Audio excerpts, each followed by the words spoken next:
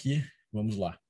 Então, agora sim, com a gravação, bom dia a todos. Como eu dizia, em relação à questão do currículo, eu coloquei mais para que as pessoas identifiquem, não gosto de ficar falando, mas eu tenho como rede social o LinkedIn e o Instagram, e só fiz o Instagram, sou um pouco resistente, mas fiz porque tinha que fazer várias lives, enfim, a Mariana me acompanha ali no Instagram, também acompanho a Mariana, e no Instagram eu divulgo eventos daquilo que a gente participa, artigos e livros que eu participo também. Então, para quem quiser, tá ali. Eu coloquei no chat os 2 e-mails que vocês podem entrar em contato comigo, assim como, além dos e-mails, o endereço do Instagram. Bom, nós vamos começar esse semestre e a aula de hoje, na verdade, a nossa conversa, ela é dividida em 2 tópicos. O primeiro tópico é uma rápida síntese administrativa daquilo que nós vamos fazer em termos de metodologia, disciplina, avaliação, bibliografia. E depois disso nós entramos diretamente na matéria, falando especificamente de prática processual do trabalho, ou prática do trabalho, ou como queiram, estágio do trabalho. Perdão. Bueno, então a gente já vou começar aqui trabalhando com vocês. Primeiro, voltando àquilo que eu coloquei no Moodle, deixa eu só fechar aqui, abrir o que eu estava trabalhando no Moodle, agora sim. Deixa eu aqui, agora vai. Vocês enxergam o Moodle? Obrigado.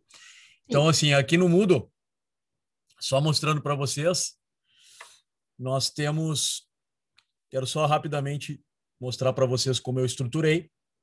No primeiro tópico, eu tentei ser objetivo, claro, e chamar atenção para vocês quanto à questão das avaliações e das datas.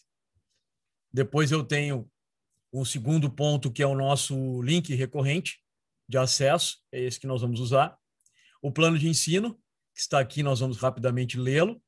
E a aula de hoje, que depois eu vou explicar.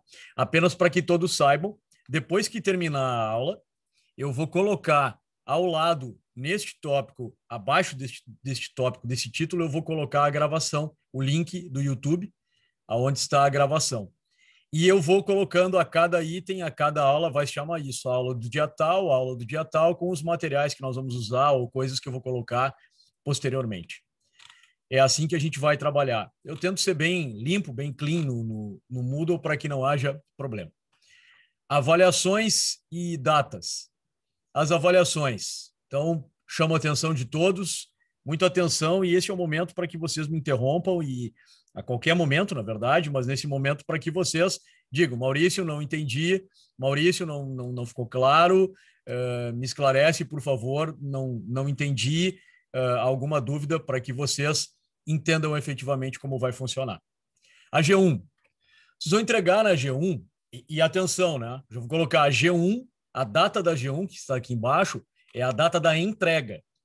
Então, a G1, na verdade, a G2, a especial e a G2, representam as entregas das avaliações, não tem prova. A G1, então, é a entrega de 2 peças processuais digitadas, valendo 5 cada um. Os casos das peças a serem entregues serão disponíveis no Moodle, 3 dias corridos antes da data da entrega, e eu vou criar uma sala de entrega para vocês procederem no depósito dessas peças. Então, como é que funciona? Eu vou colocar 3 dias antes, a G1 está marcada para 29 de junho. 3 dias antes, eu vou colocar no Moodle 2 casos. Então, por exemplo, nós vamos trabalhar junto aqui as peças e eu vou colocar lá. Aí a Mariana vai acessar o Moodle e vai olhar lá e viu. O Maurício colocou um caso para fazer uma petição inicial e um recurso ordinário. Muito bem. Então, a Mari vai fazer uma petição inicial, digitada, individual, avaliação individual, e vai fazer uma peça, um recurso ordinário. Primeira observação, o caso não é nenhum bicho de 7 cabeças. Segundo, absolutamente foge do que nós vamos fazer em aula. Terceiro, eu tenho um método um pouco diferente, em que a peça eu não mando o modelo, eu faço com vocês. E eu vou cobrar a peça que eu fiz com vocês. Eu vou abrir um documento de Word e nós vamos juntos aqui na aula construir a peça. O máximo que pode acontecer é dizer, pessoal, vocês terminem a peça em casa, ou depois, posteriormente. Agora, a verdade é que nós vamos fazer as peças juntos. Então, assim, não haverá nenhum enigma, nenhum complicador. Ao contrário, eu quero que vocês consigam rapidamente resolver essa disciplina.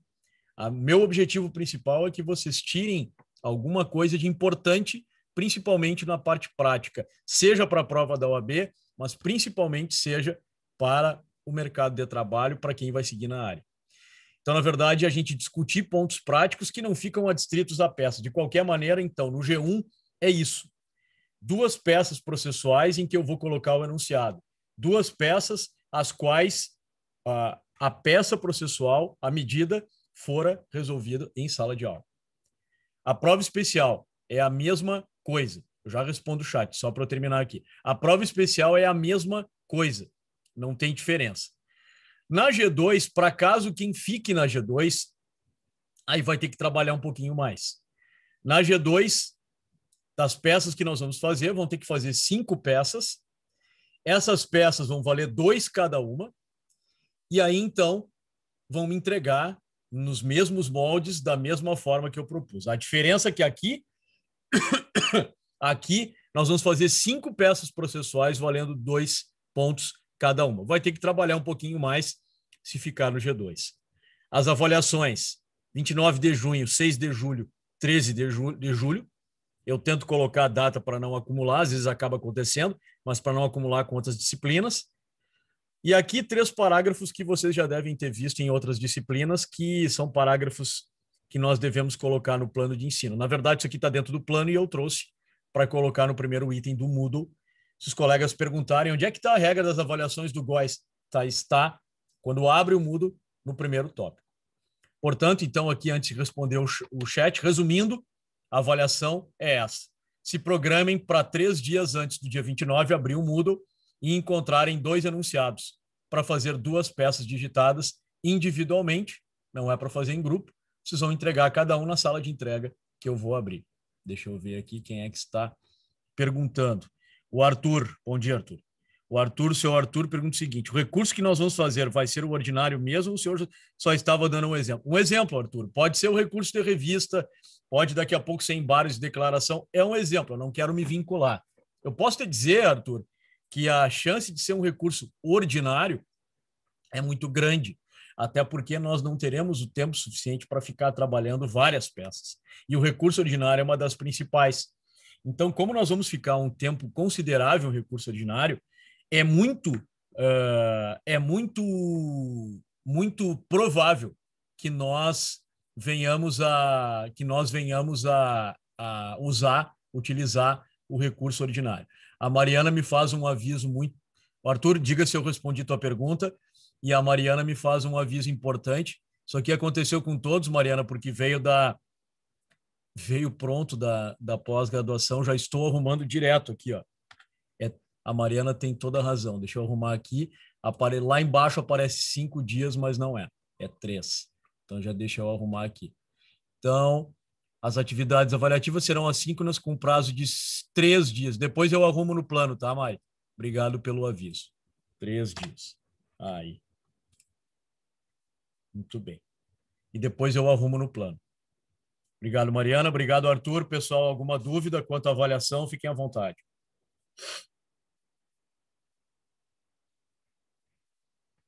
Nenhum mistério, não é para complicar a vida de ninguém. Como eu disse para vocês, para ser reprovado comigo tem que fazer bastante força, para realmente não entregar as avaliações. Muito bem. Seguimos então. Aqui do link já falei. Nós agora vamos olhar então o nosso plano de ensino.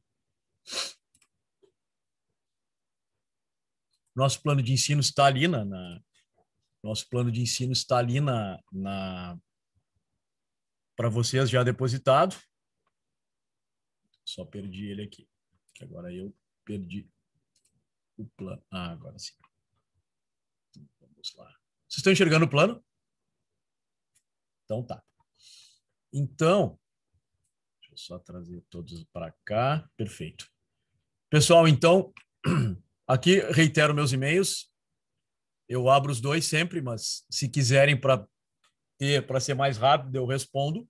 Vocês podem mandar para mim para os dois, não tem problema. Nossa ementa, a disciplina vai abordar aspectos práticos do direito processual trabalhista e atenção, eu chamo atenção para quem não me conhece, talvez aqui, pelo menos de nome, eu estou vendo aqui, eu acho que a Carolina está em coletivo comigo, talvez pelo nome, mas enfim, estou vendo alguns nomes mais de aluno que tenha sido aparentemente só a Mari, a Mariana Moraes. Então, eu já chamo a atenção de vocês pelo seguinte, as minhas aulas, elas fogem do cronograma. O que eu quero dizer com isso? Eu não fujo da matéria, mas vocês estão diante de uma disciplina de direito do trabalho. Nós vamos falar de direito processual, nós vamos falar de direito material e vamos falar de direito material coletivo. É óbvio, porque tudo é direito do trabalho. Então, assim, ainda que nós estejamos, programados para elaborar peças, daqui a pouco a Rosana chega para mim e diz assim, Maurício, olha só, aconteceu no escritório que eu estou estagiando, uma situação assim de uma audiência telepresencial. Aliás, nós estamos num período de excepcionalidade. Maurício, poderias explicar um pouco para a turma essa questão de como estão funcionando as audiências telepresenciais, já que o processo do trabalho é dependente da audiência. A audiência prevista na CLT no 844, no 845, no 846, 47, 48 é una. E aí agora a gente se depara de uma hora para outra.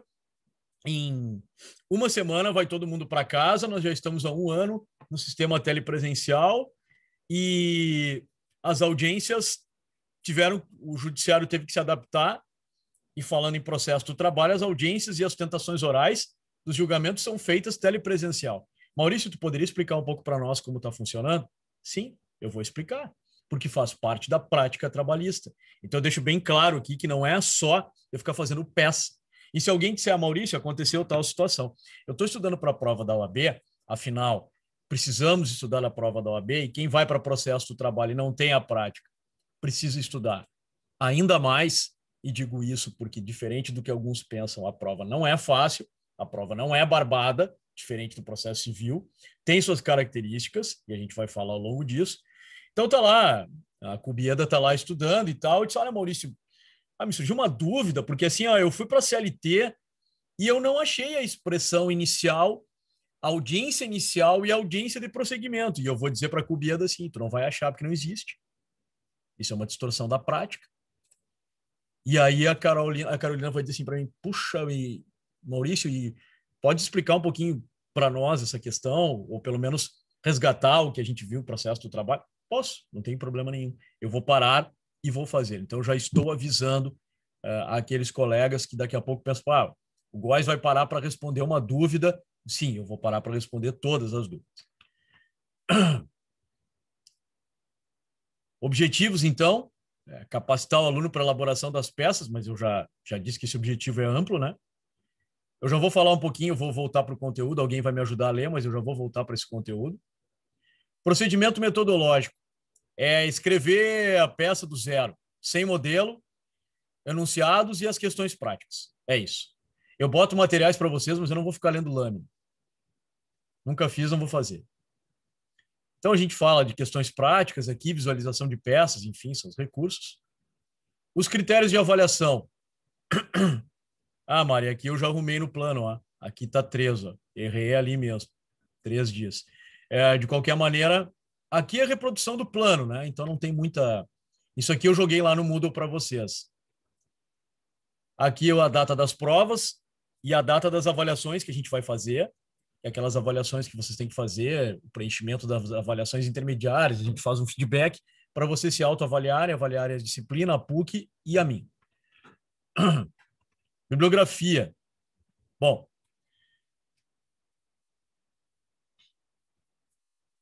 bibliografia no processo do trabalho eu tenho para dar e vender no sentido da indicação. Então, para quem quiser indicações, vocês têm meus e-mails. Para quem vai fazer TCC, vários daqueles que não são meus orientandos, eu também ajudo e dou dica. Constantemente estou verificando livros que saem, estou indicando, e alguém quer um livro meu, enfim, que eu não gosto de indicar, mas tem ali, como eu disse no Instagram, Eu coloquei ali, aí o pessoal tem um livro, Maurício, tem uma ex-aluna me mandou no Instagram a mensagem semana passada. Maurício, conheces um livro sobre direito do trabalho bancário? Eu estou trabalhando com isso. Então, assim, eu estou à disposição de vocês para indicar qualquer tipo de livro. Aqui é uma indicação básica. Então, vocês podem ver que tem aqui livros de prática do professor Sérgio Pinto Martins, que eu compraria este e compraria este primeiro aqui, que é da Saraiva, mas já tem 2021. Esse livro eu tenho recomendado para todas as disciplinas. Quando eu dava direito do trabalho 1 e 2, há muitos anos na PUC, já dei todas as disciplinas de trabalho, e quando eu dava trabalho 1 e 2, eu recomendava já o Sérgio Pinto Martins, que é um professor nosso amigo de quase todos os professores de trabalho, mas muito meu amigo do Eugênio, e sempre atende nosso pedido e vinha nas aulas magnas da nossa pós. E é um professor que escreve muito, é um juiz do trabalho de São Paulo, e ele tem um livro muito bom sobre direito processual do trabalho e outro sobre direito do trabalho. É um livro que ajuda muito para a prova da OAB, é um livro mais rápido. Então, assim, se fosse comprar, compraria esse. Até ontem, na aula de noite, na aula de coletivo, nós estávamos comentando sobre alguns livros e uma colega de vocês mostrou, inclusive, uma coleção dele, nova, que é de fundamentos, focada para a prova da ordem, da coleção Fundamentos de Direito, muito legal também. Aqui tem um livro que o Eugênio e eu participamos, e casualmente, Arthur, eu fiz a parte de recursos, mas esse livro tem até a 9ª edição. A editora não está mais lançando ele, por hora. Até porque esses livros físicos estão perdendo força, né? Então, não está lançando mais. De qualquer maneira, aqui tem modelos de peças e tem resumo da parte processual, repito. Acho que o Eugênio fez defesa, reconvenção, e eu fiz a parte recursal. Fizemos junto com uma juíza do trabalho e uma outra advogada. O mesmo autor, o Sérgio Pinto Martins, tem um livro de prática, que também quem quiser comprar na mesma linha para estudar. E aqui tem outros livros que eu posso depois comentar, eu não vou ficar aqui gastando tempo com isso, embora seja importante, mas eu vou salientar esse aqui, ó. Se alguém pretende comprar o livro mais completo e mais caro, é este, Carlos Henrique Bezerra Leite. Hoje é um dos livros que mais aborda, junto com o Sérgio Pinto Martins, mas ele é um pouquinho maior, ele é um pouquinho mais extenso, Curso de Direito Processual do Trabalho, do desembargador Carlos Henrique Bezerra Leite. Também trabalha conosco no curso da pós-graduação da PUC-UOL online, que nós trabalhamos também aqui na PUC. Aqui, né, na PUC, modo de dizer, mas enfim. Colegas, até aqui a avaliação, bibliografia, metodologia, datas, algum reparo, alguma sugestão, críticas, dúvidas, senão vamos para o conteúdo. E chamo a atenção de todos, agradeço, vários estão com a câmera ligada, isso é importante para nós, acreditem. E chamo a atenção de todos que a partir de agora a aula começa do ponto de vista da revisão do processo do trabalho.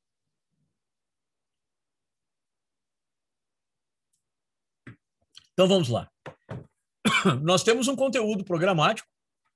Esse conteúdo programático, já diz o nome, ele se programa o que nós vamos falar ao longo do semestre. Mas, como eu disse para vocês, algumas coisas nós vamos fazer, outras coisas nós vamos apenas falar e talvez algumas pular. Dificilmente a gente pula, a gente vai falar da maioria das coisas. Mas, de qualquer maneira, é importante que vocês tenham esse conteúdo em mente. Eu vou fazer diferente para ler o conteúdo. Eu vou abrir aqui um esquema que já está... Vocês estão enxergando o esquema reclamação trabalhista? Está aparecendo? Tá, Mari? Obrigado. Sim. Valeu. Ó. Prestem bem atenção. Esse esquema já está ali para vocês. Não é um primor de organização esse esquema. Mas, de qualquer maneira, quem me disser assim... Sabe, Góis, eu olhei esse esquema e achei ele bagunçado. E eu vou dizer assim, vocês estão entendendo o processo do trabalho. Porque o processo do trabalho, do ponto de vista procedimental, ele é um pouco bagunçado, Mariane. Por quê? Porque ele não tem um código. Ele não tem um código. E engana-se quem começa o processo do trabalho por um código de processo civil. Eu começo pela CLT. O que é a CLT? Consolidação. Normas de direito material e coletivo, normas de direito material individual e coletivo, normas de direito processual. Tá, mas então, Góes, eu posso dizer, uma linguagem didática, que a CLT ela é uma colcha de retalhos do ponto de vista processual. Perfeito. Ela foi pegando legislações e mais a CLT de 43 para começar a abrir, a falar em processo. A CLT de 43 se inspirou no CPC de 39. E atenção, tem coisas que continuam lá. Ah, mas Góes, tem o CPC de 2015, não tenho dúvida. Mas a própria CLT diz que o Código de Processo Civil ou o direito processual comum será fonte subsidiária. Ou seja, naquilo que faltar, eu bebo na fonte do CPC. Tá, então, Maurício, o que tu estás nos dizendo é que o processo do trabalho começa pela CLT e tem uma cara própria. Beleza, essa é a primeira conclusão da manhã. Segunda conclusão da manhã, a prática distorce aquilo que está na teoria. Por quê? Porque se eu chegar e disser assim, Inês, processo do trabalho está resumido o procedimento de instrução, colheita de prova, está resumido do 845 ao 850. Do 845 ao 850. Mas na prática, Rosana, muitas vezes não há como fazer esse processo. Mas atenção, atenção. Alguns dizem assim, Góes, mas na prática, essa audiência una, de fazer tudo numa hora só ali, num momento só, isso não existe. Atenção. Em Porto Alegre, nós temos várias varas das 30 que possuem na semana uma pauta que faz audiência una. Ah, Góes, tu está te referindo ao sumaríssimo. Não, estou falando do rito ordinário. Segundo, eu já fui para vários cantos do Brasil, e bota canto nisso, aonde, há muitos anos atrás, e ainda continuamos fazendo audiência una, porque tem tempo, porque não tem tanto processo, porque a pauta permite, porque não tem tantas audiências num dia. Então, prestem atenção nisso que eu estou dizendo. Esse esquema que está no quadro, Mariane, tu olha para ele e diz assim, até que tem bastante coisa ali. Mas na prática ele acaba se distorcendo e como não tem um código como o CPC para dizer como deve fazer, o juiz vai fazendo do seu jeito. E isto é legal. Quando eu digo o juiz vai fazendo do seu jeito, eu não estou dizendo que ele deve esquecer o devido processo legal, gerar tumulto no processo e simplesmente fazer com que o processo ande sem respeitar os preceitos legais. Repito, principalmente do devido processo legal, do contraditório e da ampla defesa. Não, não é isso que eu estou dizendo. Mas a lei permite que ele dê a sua cara ao processo para alcançar seus objetivos. Pessoal, esse primeiro pequeno discurso está claro para vocês, porque assim, é importante que vocês me sinalizem, porque embora eu sei que vocês vêm com uma bagagem muito qualificada do processo do trabalho, às vezes as pessoas saíram, às vezes as pessoas vêm de outras faculdades ou pararam por um tempo. Então, isso é normal. Eu tenho aqui, sei nas disciplinas de pessoas que estão estagiando, ou mesmo que não estão na área, mas estão trabalhando, ou em escritório, ou em órgãos públicos, e aí entende da prática processual. Mas tem pessoas que não. Então, aqui a linguagem é unificada. O Arthur se manifesta no chat aqui, ele diz que a audiência trabalhista é bem mais rápida do que as audiências de civil. Não, eu não tenho dúvida disso. E tanto é verdade, Arthur, o que tu estás falando, que às vezes, e aí a humildade e a arrogância não tem vez no processo. E às vezes tu pode ter um advogado muito experiente na área do processo civil, o advogado acha que por ter experiência e dominar o processo civil, ele vai entrar numa audiência trabalhista e às vezes ele é completamente, perdão da expressão, gurias, patrolado. Por quê? dentro da linha, na linha, perdão, do que o Arthur está dizendo. Vocês estão vendo esse esquema aqui, ó. Esse esquema que eu coloquei para vocês é um processo deformado. Eu não gosto dessa palavra. É um processo distorcido. Distorcido.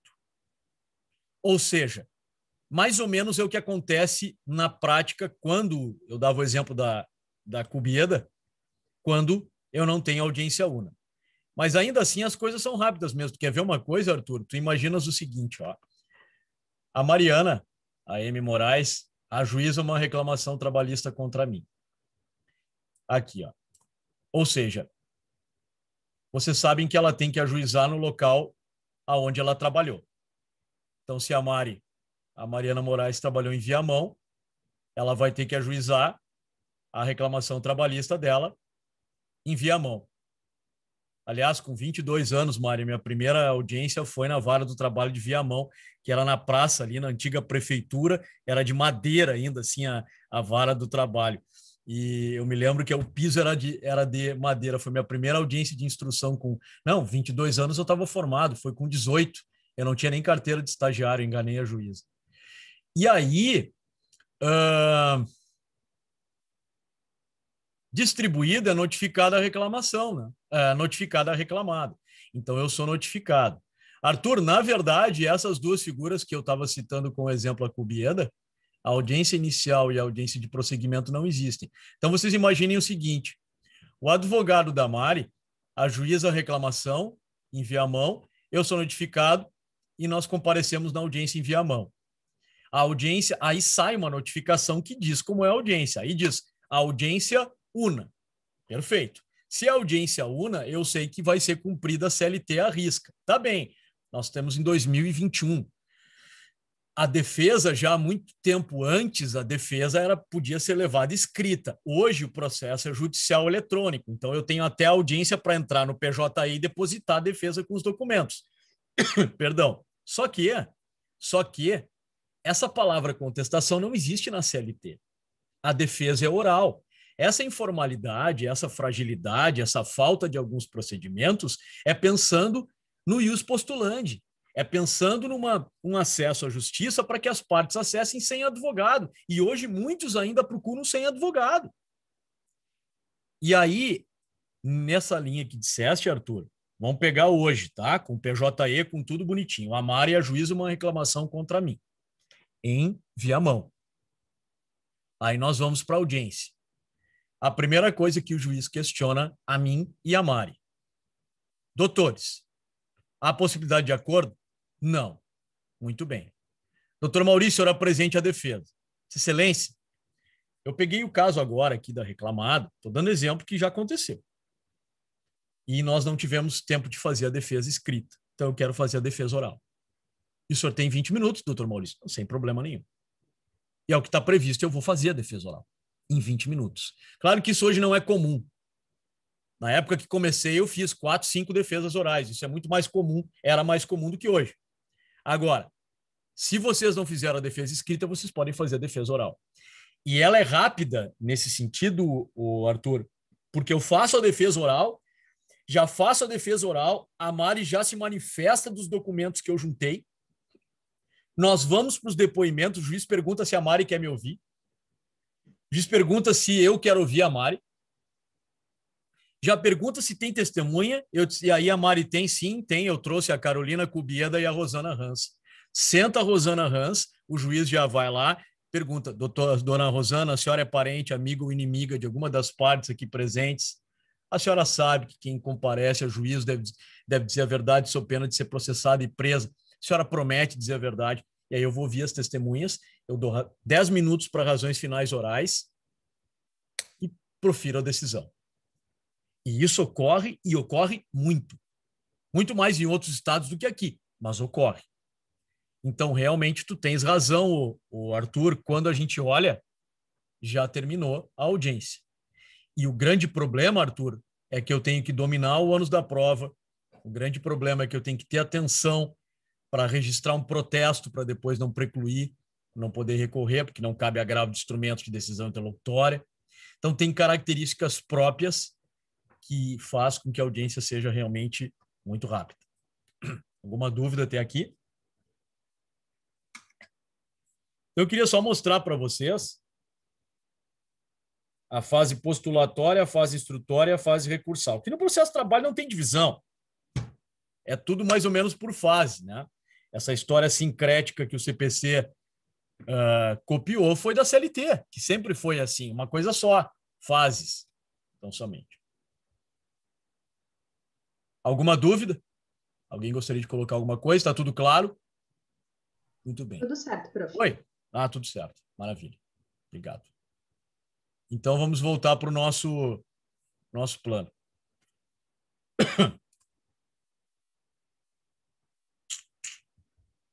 Onde é que está o nosso plano? Aqui.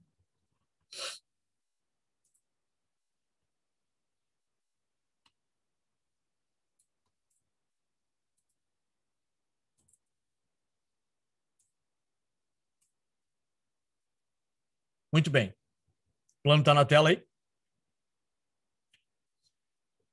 Petição inicial. Procedimento ordinário e sumaríssimo. Na verdade, a gente vai falar de sumaríssimo, mas a gente vai fazer uma petição inicial no procedimento ordinário. Atenção para os que me ouvem. Petição inicial, eu chamo de reclamação trabalhista escrita. Pretensão minha dizer isso. Isso está na CLT. E, aliás, eu preciso dizer para vocês, eu serei fiel ao que está na CLT. Eu não preciso usar a CPC para abrir a petição inicial, para fazer uma petição inicial. Ah, mas, Maurício, a Gabriela vai abrir um escritório com a Rosana, com a Carol e com a Inês, e lá elas vão ter o estilo delas. Cada um vai ter o seu estilo, mas eu não preciso abrir o CPC para fazer. Lá no 840 da CLT, que eu pretendo começar hoje, o 840 da CLT, para preparar a nossa petição inicial da semana que vem. O 840 da CLT diz o que precisa ter. E aí, o Arthur já mencionou aqui, porque talvez tenha o contato, e alguns de vocês têm contato com o processo de trabalho. Muitos que estão forjados no processo civil olham uma reclamação trabalhista e se apavoram. Meu Deus do céu, como é simples. Meu Deus do céu, isso é quase inepto. Meu Deus do céu, que coisa horrorosa isso aqui. Não diz quase nada. Como é que um juiz do trabalho aceita uma coisa dessas? Então, assim, aí nós temos que entender e voltar um pouco à ideia de princípios, e por isso eu deixei um material de revisão para vocês. Eu deixei um material de revisão para vocês resgatarem algo importante. Quem aqui quer partir para a área trabalhista precisa lembrar de princípios.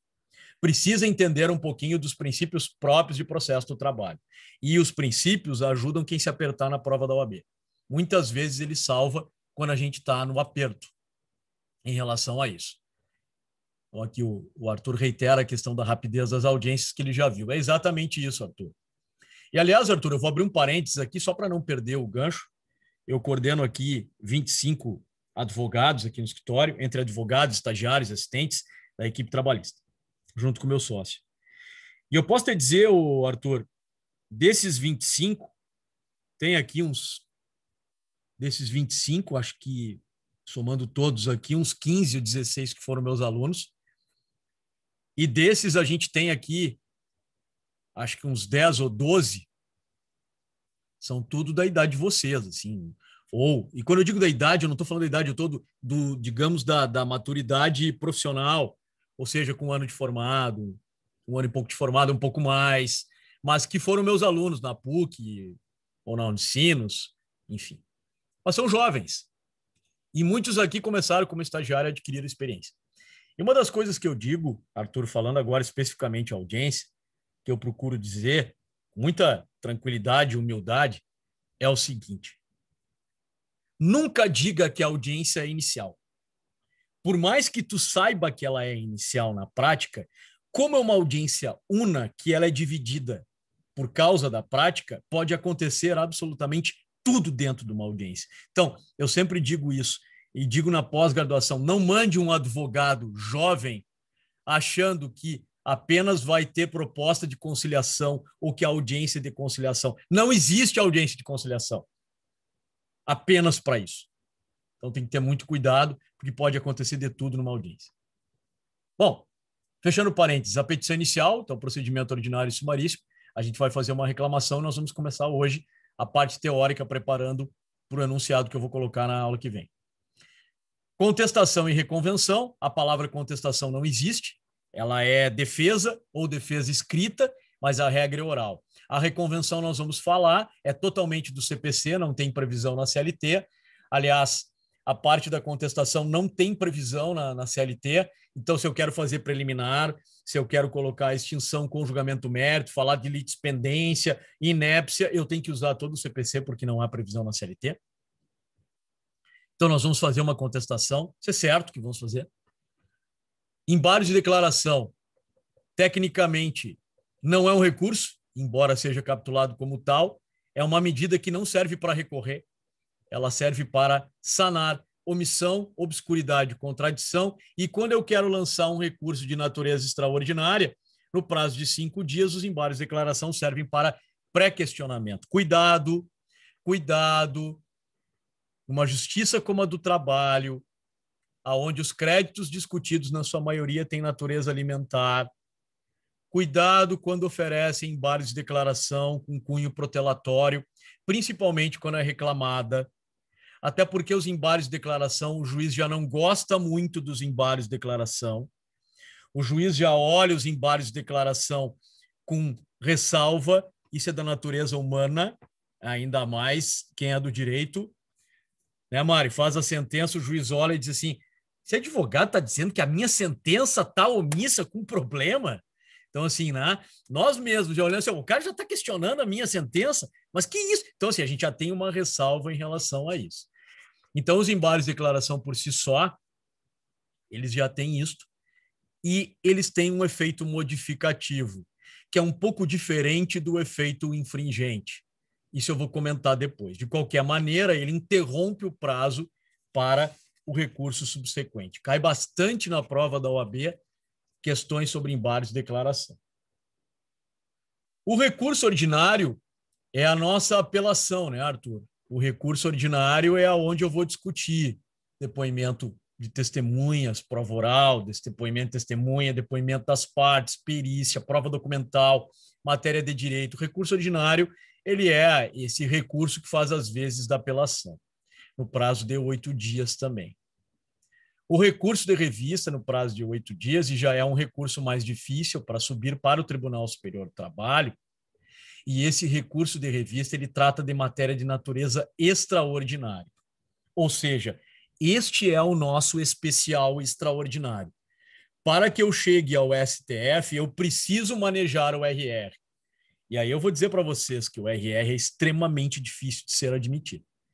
Mas ele é como especial extraordinário. Aliás, lá no 896 da CLT, vocês vão ver na letra A, na letra C, na letra C traz a hipótese de um extraordinário especial dentro deste recurso. Então, é sempre importante que no item 4, no recurso ordinário, vocês venham a exaurir tudo, porque depois é só matéria de direito, o recurso de revista para o TST. Depois, lá no TST, existe o recurso interno de embargos do TST, que é um embargos de divergência. Não tem nada a ver com declaração. Também no prazo de 8 dias, também de natureza extraordinária e muito mais difícil, porque agora aqui o processo está chegando ao final. Depois só extraordinário para o STF, no prazo de 15 dias. Embargos à execução não é recurso. Vocês sabem que é uma medida oposta na execução, no prazo de 5 dias da garantia do juízo, para que a reclamada se defenda. Embargos à execução é prioridade do devedor. Depois eu vou tentar fazer um esquema prático para mostrar para vocês que quando o reclamante não concorda com a conta, com o valor da liquidação, não é embargos que ele vai fazer. Fixem, conforme está previsto no 884 da CLT, repito, 884 da CLT, embora voltaremos, que os embargos à execução, eles pertencem ao devedor. E aí, quando o juiz julga os embargos da execução, procedentes ou improcedentes, as partes terão um recurso cabível apenas na execução, que se chama, é o que está no item 8, o agravo de petição, que será julgado pelo TRT. O agravo de petição é um recurso previsto no 897, letra A, linha A, 897, a linha A, e vocês já vão receber materiais e a gente vai voltar a isso, não se preocupem em anotar, mas, enfim, fiquem à vontade. E quem quiser, eu repito tantas vezes necessário for. O agravo de petição é um recurso manejado no prazo de 8 dias. É uma revisão, né? Vocês viram isso já. E o agravo de instrumento, ele só serve para destrancar o recurso denegado. Não cabe de decisão interlocutória, não cabe recurso de decisão interlocutória. E este agravo de instrumento também é no prazo de 8 dias. Vamos fazer um exercício aqui para a prova da OAB.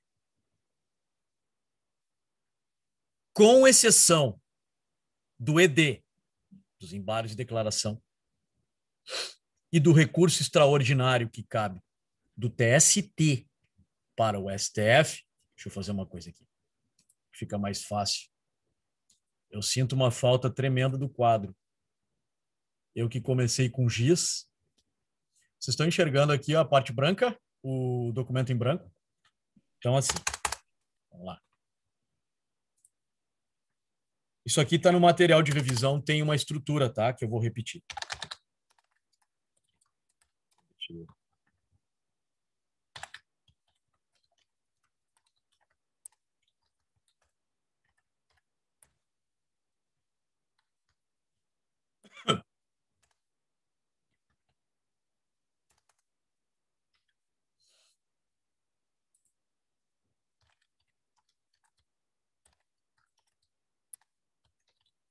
Olha só.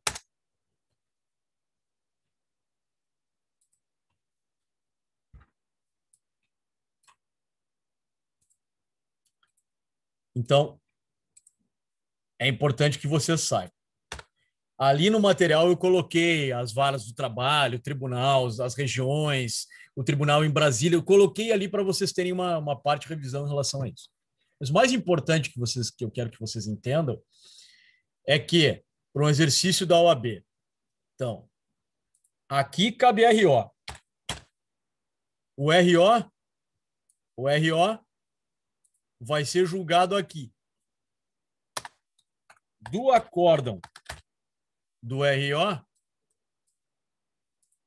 cabe RR. O prazo de 8 dias. E aqui no TST, do acórdão, cabe embargos de divergência e recurso extraordinário. Continuem olhando para o esquema. Tudo que eu anotar aqui vai para o Moodle, não se preocupem. Claro, tem que acompanhar com a gravação para entender, mas de qualquer maneira, o que eu anotar na tela vai para o Moodle. Façam o seguinte exercício. ED e recurso extraordinário. ED, prazo de 5 dias. Recurso extraordinário, prazo de 15 do CPC. Os demais recursos, 8.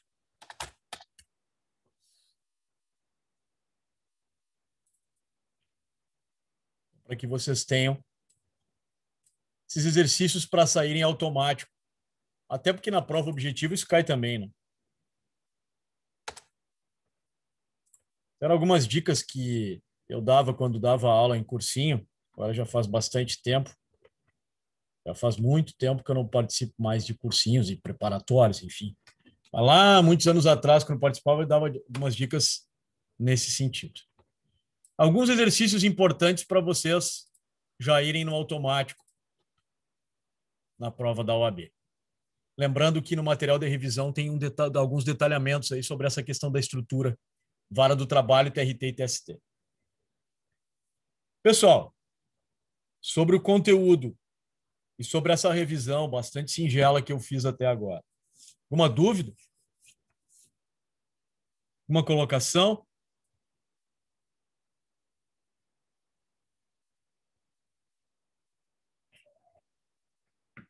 Nada? Muito bem. Então, vamos lá. Muito bem. Então, o Leandro aqui me indica que está tudo certo. Obrigado, Leandro. Então, a gente vai começar a nossa aula efetivamente, ou pelo menos a preparação da próxima. Então, deixa eu colocar aqui, ó. Isso aqui depois eu boto no Moodle lá para vocês. Então, agora eu passo aqui. E vamos começar a nossa aula.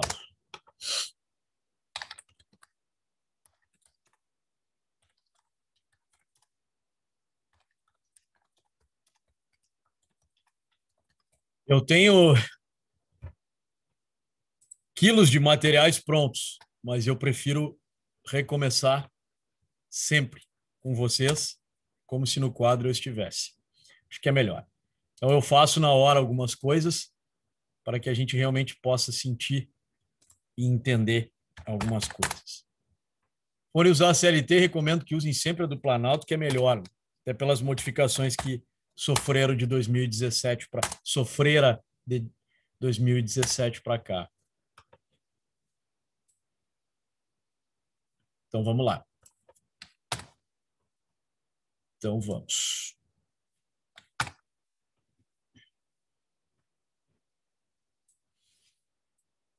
Vocês já viram no semestre passado, e a não ser que vocês me provoquem, eu não vou explicar a reclamação verbal. Aqui está a origem da palavra reclamatória. Acompanhem comigo. Então, eu sou fiel ao que diz a CLT. É importante que vocês entendam aqui que a reclamação poderá ser escrita ou verbal. Talvez alguém me questione ou pense, mas, Góes, sinceramente, né? Na era da tecnologia, como alguns gostam de falar, na Revolução Industrial, em plena Revolução Industrial 4.0, é de imaginar alguém que faça reclamação escrita, verbal, muito. Nós temos vários cantos no Brasil que ainda o judiciário chega de barco. O juiz do trabalho chega de barco. Aliás, ali no Instagram tem um artigo meu que eu fiz sobre criticando aquele juiz bobalhão que não quis botar máscara lá aquele lado de Santos, que não queria botar máscara e disse, sabe com quem está falando. No Instagram eu botei um artigo que publiquei na Zero Hora, acho que foi na Zero Hora, sobre ele. E ali eu falo exatamente isso, que a democracia, às vezes, ela chega de barco em alguns cantos quando chega.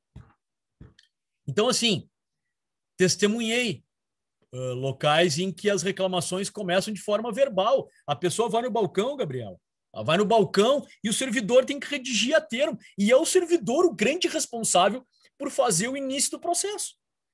Uma coisa que, alguns que, claro, isso existe no JEC, por exemplo. No JEC tem muito da tomada de reclamação verbal. A reclamação trabalhista escrita, ela acaba sendo um pouco mais complexa, porque ela tem até que ter valor, mas enfim. Então, vocês já viram isso e eu não vou cansá-los mais. Atenção, né? Quando eu digo isso, vocês já viram isso, eu estou partindo do pressuposto que vocês viram com o João, com a Denise, com o André, enfim, o próprio Eugênio. Mas se vocês me disserem, eu não me lembro disso, eu gostaria de revisar, nós vamos revisar. Mas aqui na prática eu parto do pressuposto que vocês já têm essa base, e pelo menos é o que eu sinto disso. Então, eu vou deixar a verbal e vou para a escrita, que é a nossa petição inicial. Muito bem. Bom, para eu descansar agora a minha voz, que eu tenho mais uma aula agora depois do intervalo, eu vou pedir a ajuda de alguém para ler para mim o parágrafo primeiro, já sabendo, seja sabedor, que eu vou pedir para repetir algumas vezes. Vou abrir aqui um espaço e eu vou, depois da primeira leitura, desmembrar o parágrafo primeiro. Algum voluntária, para me ajudar?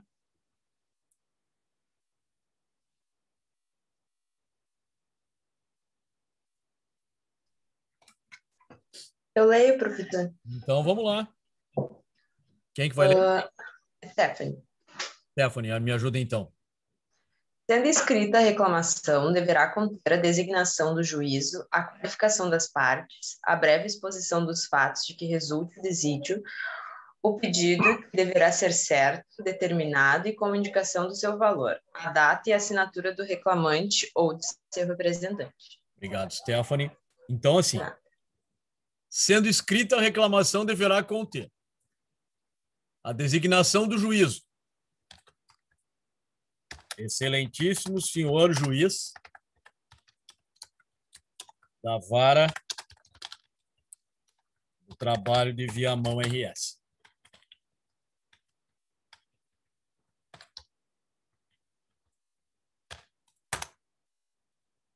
A breve exposição dos... Não, qualificação das partes.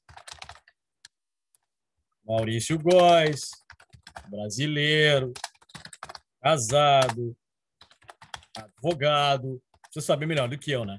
Vem respeitosamente perante Vossa Excelência, por seu procurador signatário, propor reclamação trabalhista contra Mariane Moraes, e assim por diante. Vou botar aqui também minúsculo, Mariana Moraes. Pelos fatos e fundamentos que seguem. Aí temos aqui 3. Uma breve exposição dos fatos que resulte o dissídio. Aqui assusta, pessoal. Vocês vão ver as iniciais que eu vou... A inicial que eu vou fazer com vocês. Da breve exposição dos fatos. Aí, Mari, eu estou alegando que tu não cumpriste com a... Tu não me concedeste as férias. Então, vamos lá. E eu quero dizer que sou credor da dobra das férias. O reclamante, ao longo da contratualidade, não gozou e nem recebeu as férias a que fazia jus na forma prevista no artigo 134 da CLT, razão pela qual faz jus ao pagamento, qual é credor do pagamento da dobra legal, já arrumo tudo ali, acrescida de 1/3 constitucional, na forma do artigo, fala, meu, do artigo 137 do mesmo diploma legal. Nossa Senhora. Góes, esse é o tópico em relação às férias, porque é uma breve exposição dos fatos que resulte o dissídio. Sim, exatamente isso. E eu vou mais longe. Isto aqui, ó, fato e direito. Fato, não gozei das férias. Direito, dobra. Fato, não gozei das férias. Direito, dobra. Gabriela, que fique bem claro. Isso não impede que na tua própria inicial que tu vai entregar para mim lá na G1, tu faça do jeito que tu quiseres. Eu não estou aqui impondo um estilo. Eu estou mostrando que lá fora, na prática, se a Mari fizer desta maneira, e eu vou mais longe ainda, lá na prática, a Mari não precisa sequer citar esses 2 artigos. A maioria das reclamações nós testemunhamos não tem citação de artigo. Eu o fiz porque a OAB assim exige. Este é o modelo, quem vai fazer a prova na OAB, este é o modelo mais recomendável, digamos assim. Perdão. Todavia, vocês precisam, o examinador da prova, ele sempre exige de vocês que vocês citem a base legal. Então, por isso que eu fiz. Agora, em um parágrafo, está mais do que fundamentado. Aí vocês vão dizer, tá, Góes, mas tu fez isso aí para nós. Não. Eu advogo hoje só para a empresa. E nós recebemos diariamente iniciais para contestar neste formato. Eu, quando advoguei para reclamante, fiz diversas petições iniciais, centenas de petições iniciais neste formato. É óbvio, tive casos mais complexos. Por exemplo, Lá, há anos atrás, eu atendi um menino que perdeu um braço. 18 anos, perdeu um braço numa máquina. É óbvio que essa ação indenizatória vai ser um pouco diferente. Eu pedi pensionamento, indenização por perda de uma chance, dano estético, dano moral pela imagem, dano à imagem, dano moral, danos materiais. Aí é diferente. É óbvio que essa inicial terá uma cara de... É uma ação de reparação de danos no processo do trabalho. Agora, eu volto a dizer, cada um tem seu estilo, mas isto que eu estou apresentando para vocês aqui é mais do que o suficiente. Dúvidas?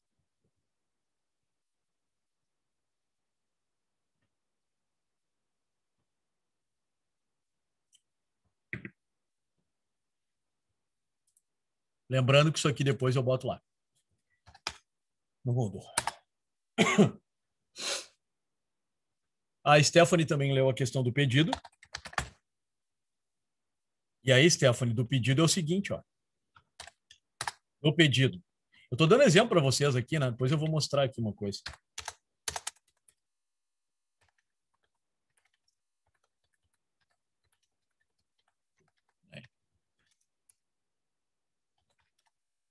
Do pedido. Faça o exposto. O reclamante requer a condenação da reclamada no que segue.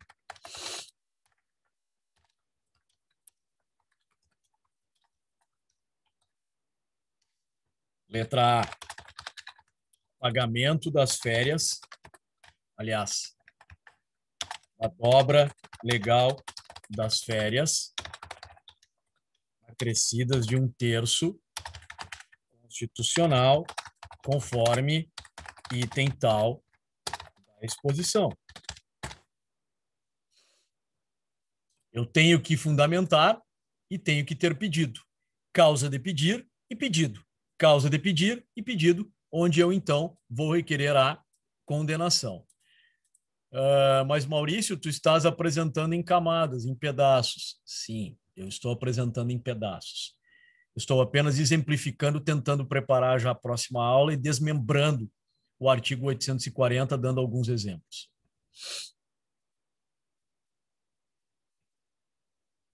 O último requisito deverá ser o pedido. E isso modificou com a reforma trabalhista, porque eu poderia colocar a calcular e colocar qualquer valor. Aí veio esta frase com a reforma trabalhista, que deverá ser certo, determinado e com indicação de seu valor. Eu me lembro em 2017 que quando veio a reforma, eu fiz, junto com o então, na época, vice-presidente do TRT, fiz uma palestra, e aí vieram várias perguntas no sentido de que eu achava que aconteceria com isto aqui. E eu disse que, na prática, depois, provavelmente, até pela questão do princípio protetivo, ao interpretar isso, os juízes entenderiam que é um valor estimativo. Eu não poderia obrigar o reclamante a ter que calcular tudo e mostrar uma ação líquida, até porque a palavra líquida não está aí. E que acabaria dando na mesma, pela questão do acesso à justiça em relação ao reclamante. O que aconteceu é que nos primeiros momentos, os juízes começaram a extinguir as petições iniciais, exigindo que a Mari lá colocasse. É férias? Então calcula, Mari. Até férias dá para calcular. Pega o valor da remuneração, multiplica por 2, calcula 1/3, tu tem o valor das férias. Só que nesse caso, em relação a outros pedidos, começou um questionamento muito grande a respeito, até que então o TST se manifestou dizendo que isto aqui não significa liquidez. Pode ser um valor estimativo aproximado. Então, hoje eu tenho que colocar o valor. Então, vou colocar aqui o valor das férias. Se o salário era 4.000, 4.000 mais 4.000 mais 4.000, ou seja, eu tenho 16, aqui nesse caso, né? Se eu fosse multiplicar pela dobra das férias, então aqui eu teria R$ 8.000, eu teria R$ 8.000 mais um terço. Então, esse seria o valor que eu calcularia. Mais ou menos, eu tenho uma ideia de quanto eu posso ter aqui. Isso que eu estou dizendo para vocês, essa ideia de cálculo, eu posso chegar aproximado ou não. Depende do salário. Eu vou chutar qualquer valor aqui, vou colocar R$ 15.000. Pronto. Mas esse é um valor estimativo. Vou colocar aqui estimativo por força da jurisprudência. Eu vou voltar a isso quando falarmos da inicial. Tudo isso eu vou voltar. Tanto que, deixa eu mostrar uma coisa para vocês. Deixa eu mostrar o que eu fiz no semestre passado. Prática 2020 tem que ser 2. Aqui. Anotações, Paraná. Inicial elaborada com a turma. Ó, vou mostrar para vocês aqui. Ó. 25 de agosto. Vamos ver se é esse aqui. Esse aqui, vamos ver. Vocês estão enxergando uma petição inicial, hein? Estão enxergando? Ó, prática do processo, estágio de experiência. Estão enxergando? Beleza. Ó, mais ou menos a mesma aula, ó. Aí aqui eu já dei o caso, vocês vão receber outro. Aí a gente estudou o caso, analisou o caso, e aqui, atenção, fizemos a inicial em aula. Tá, Góis, mas ainda não entendi como é que é em aula. Eu vou fazendo e vocês vão opinando. Ó. Então, olha ali. Ó. Isso aqui tudo foi feito do zero. Não tem modelo. Então, vemos aqui. Qualificação. Breve exposição dos fatos. Aí.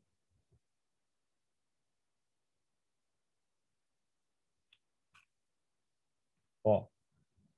Tudo mais ou menos num parágrafo. E eu vou dizer para vocês, essa inicial ela está completa do ponto de vista prático. Aqui eu dei um tema de casa, provavelmente vou dar para vocês. E aqui o pedido, ó. E até uma aluna, colega de vocês, disse assim, nos cursinhos eles estão recomendando que deixe o valor em branco.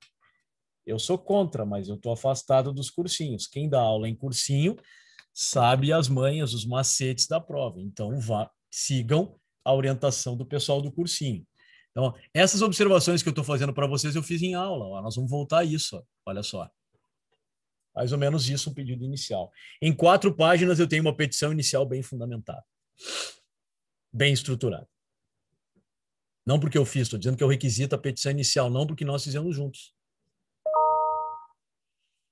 Meus caros, a aula de hoje ela vai ter que ficar por aqui, para que eu coloque na aula que vem um enunciado, e nós vamos, tentem comparecer, para que a gente consiga juntos fazer a inicial. Nós vamos estruturar a inicial exatamente aqui. Eu vou dar um caso para vocês e vocês junto comigo vão montando, vão dando a opinião, vamos falando um pouco de direito material, porque essa é a minha preocupação, sabe? Eu acho que não adianta eu saber fazer uma boa petição inicial se eu não entender isso aqui, por exemplo.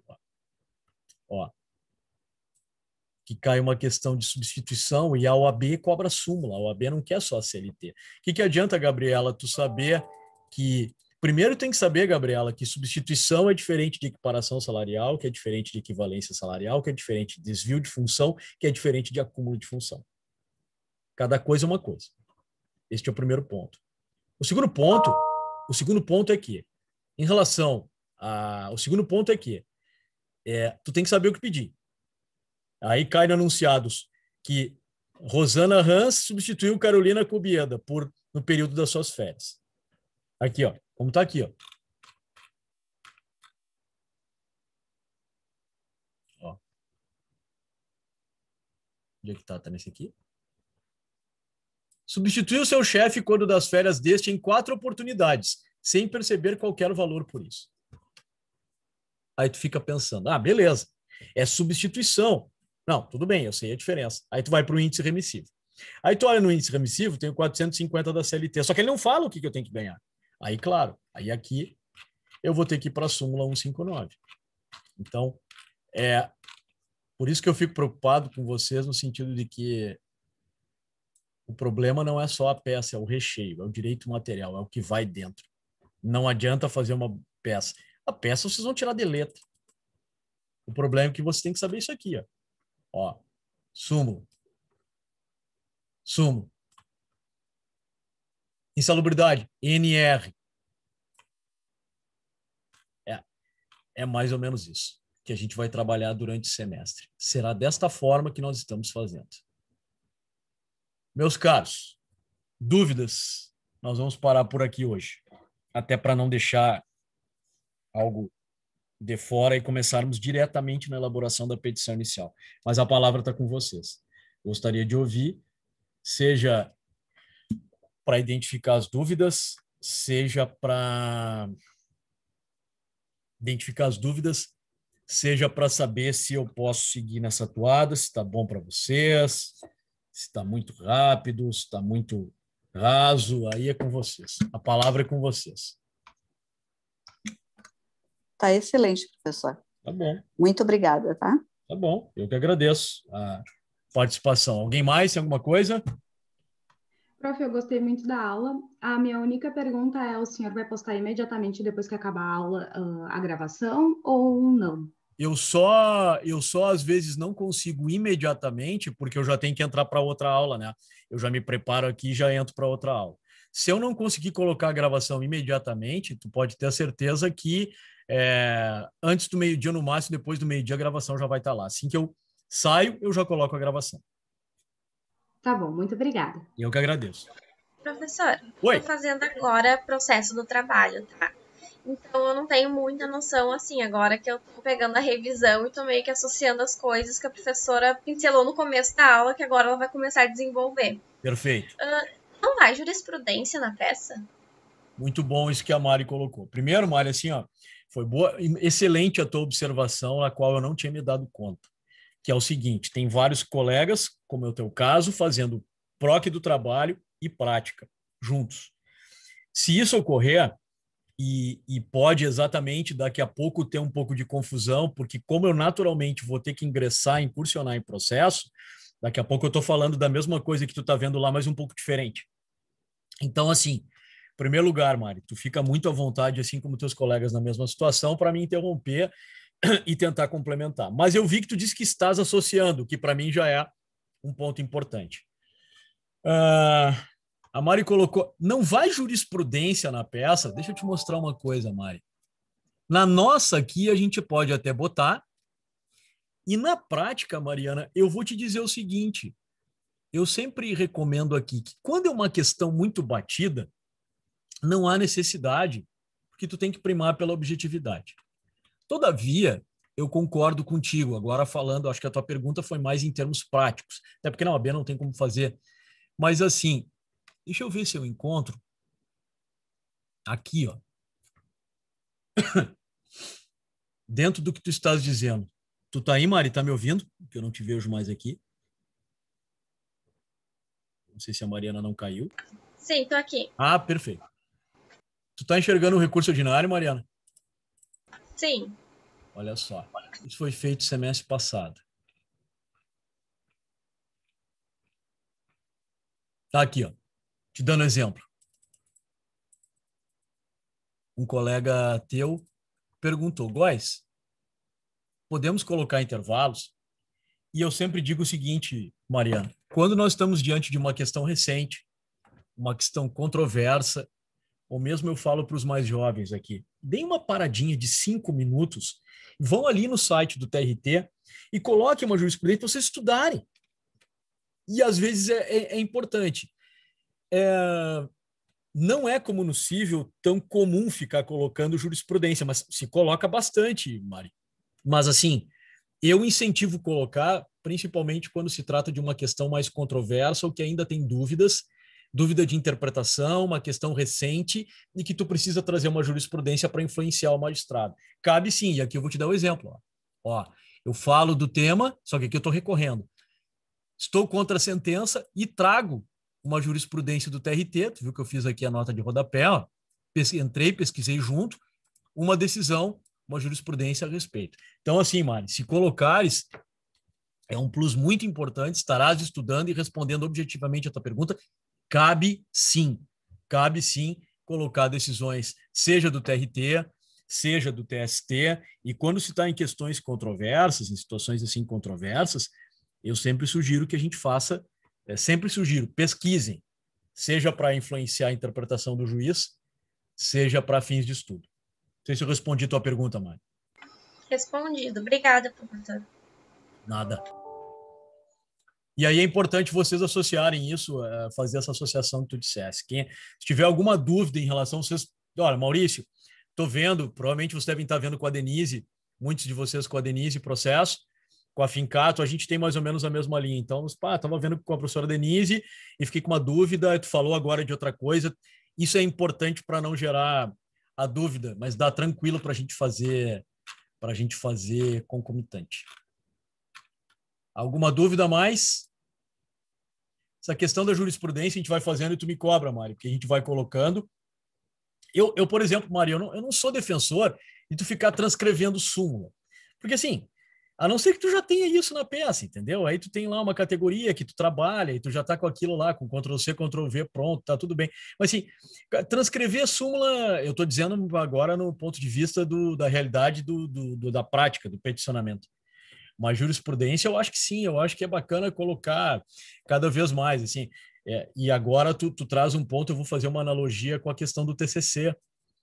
Todos os meus orientandos, ou nas bancas que eu participo, eu digo, poxa, tu falou super bem do tema e não foi para jurisprudência. Eu acho importante colocar assim. A não ser que seja coisa batida que tenha súmula. Aí tu vai colocar jurisprudência para chover no molhado, e não vale a pena. Aí é só para gastar a linha mesmo. Mas eu acho que tem questões que tu tem que buscar para ver se existem casos, se existem situações, se a jurisprudência já se manifestou a respeito. Acho isso importante. Tá bem? Gente, alguma dúvida a mais? Não, tudo certo, professor. Muito Maravilha, obrigada. gente. Maravilha. Tudo certo, então, professor. Então tá, mais Obrigada. tarde eu vou botar a gravação e a aula aqui que a gente bateu o papo. Semana que vem a gente vem já para fazer a petição inicial. Boa semana, bom final de semana. Valeu, gente. Boa semana. Muito obrigada, bom dia, boa semana. Tchau, tchau. Tchau, tchau. Tchau.